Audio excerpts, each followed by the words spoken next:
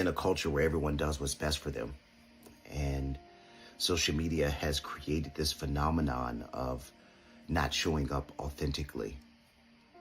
It can become easy to take the bait and allow what you see and what you experience to determine how you show up and ultimately what you become.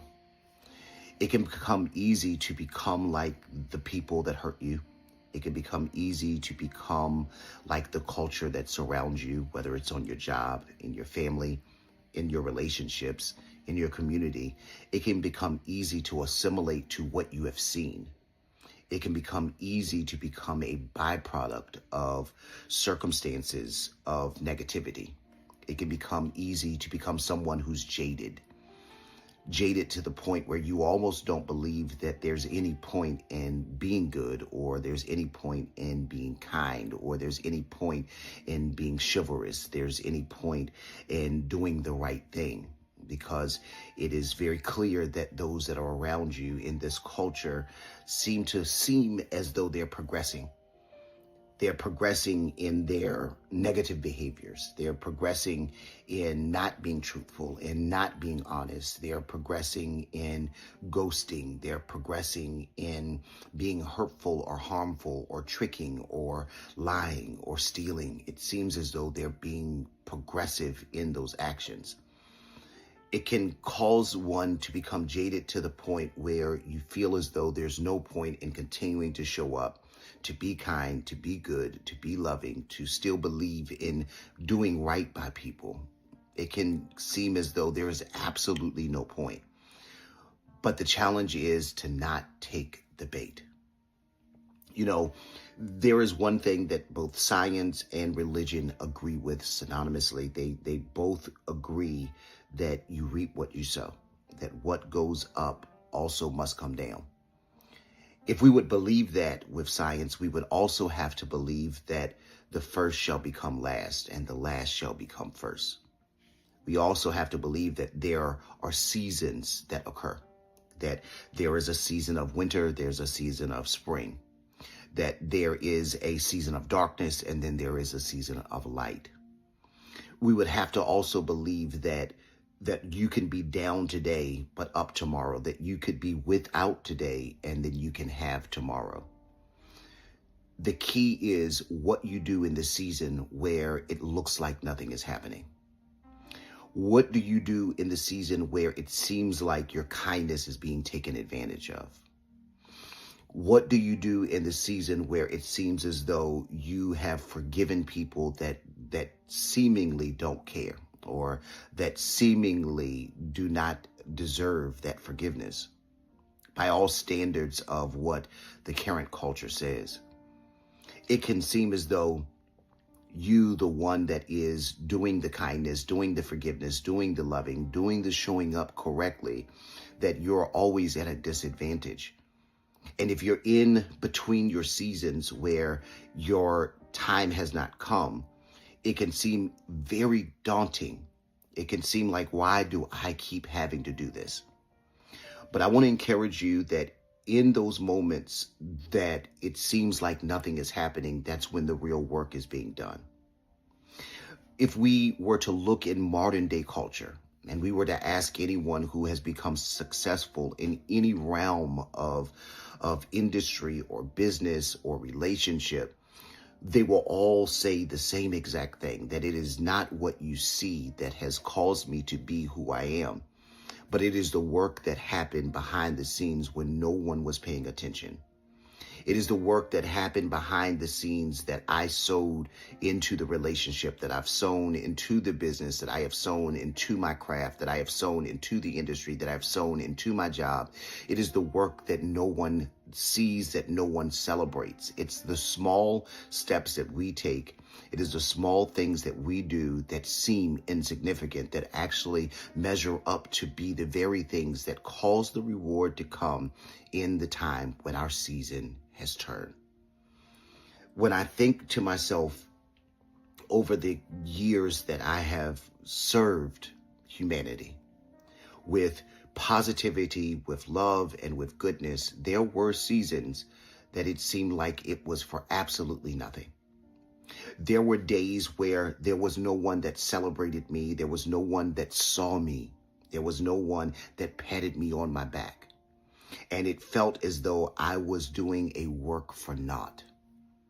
But that then turned. And so now people will see the success and they will say, how did you spring up overnight? And the truth was, it was never overnight. When I look back over the history and I go back through the recesses of my mind, there are seasons where many of you all do not know that I cleaned a toilet stool at 4 o'clock in the morning in a freezing cold building to prepare that building for people to come in and to worship. I did that for years. I did that for years with no one applauding me, with no one recognizing me. And I remember one day distinctively, it was 4 o'clock in the morning in Virginia, and there was a winter storm. And I drove about 30 minutes to this building that had no insulation. It had no heat that was natural. I had to turn on kerosene heaters. And I remember getting in that building at 4 o'clock in the morning, trying to clean the toilet stool to prepare it for those that would come in. And I started crying because I felt like there was absolutely no purpose. That was so many years ago that during that season and during that time, it seemed like it was going to continue to be this way forever. Little did I know that I was planting seeds into a future in being able to reach millions of people within a very short period of time. At that time, I was reaching 5. At that time, I was reaching 10. At that time, I was reaching 20. It began to progress and it began to grow. And if you ask me exactly when it happened, I could not tell you the exact moment that the season changed. But what I am here to rest assured is that the season does change. If I had listened to what I felt like then, I would have stopped. If I had listened to my body telling me it's too cold and listened to my mind saying no one is paying attention, no one cares, I would have stopped planting those seeds. And the harvest that I am experiencing and what we see today would not exist after the same manner. Maybe it's love that you are planting seeds into all of the relationships that seem like they are the wrong relationships. Maybe you're continuing to be honest, you're continuing to be vulnerable, you're continuing to be transparent, you're continuing to work on yourself. And it seems as though you keep ending up with the wrong people, or you keep being in relationships where you're not receiving the love or you're not receiving the adoration that you believe that your work is worthy of. It may be very dark, and based on your feelings, it could cause one to want to sign up to do what this current culture does. But be not deceived. God is not marked.